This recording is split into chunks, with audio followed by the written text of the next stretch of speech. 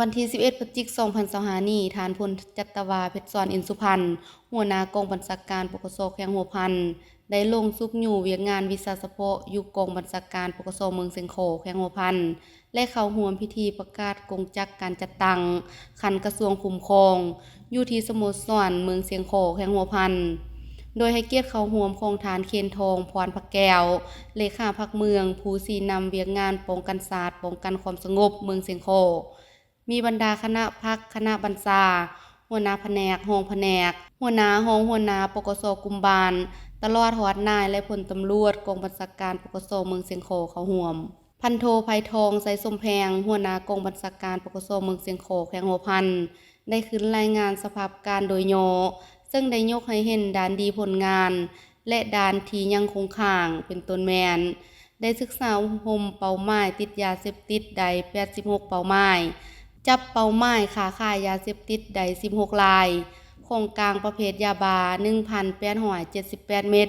เฮโรอีน14ห่อหน่อยคอลลาเจน47ซอง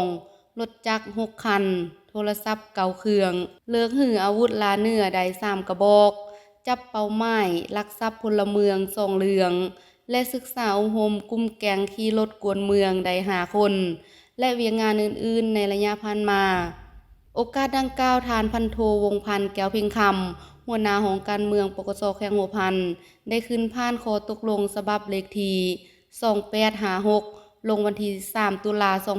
2025ว่าโดยการแต่งตั้งนายตำรวจที่ขึ้นกับกองบัญชาการปกสแขวงหัวพันในนั้นแต่งตั้งพันตรีแสงพระจันทร์พรสมแพงเป็นรองหัวหน้ากองบัญชาการปกสเมืองเสียงโขส่วนหัวหน้าและรองที่มีอยู่แล้วแม่นรักษาไว้คือเก่าในตอนท้ายของพิธียังได้รับฟังคำโอลมจากฐานพลจัตวาเพชรสอนอินสุพรรณหัวหน้ากองบัญชาการปกสแขวงหัวพันก่อนอื่นทานได้แสดงความสมเสยต่อบรรดาผลงานที่ญาติมาได้ในระยะผ่านมา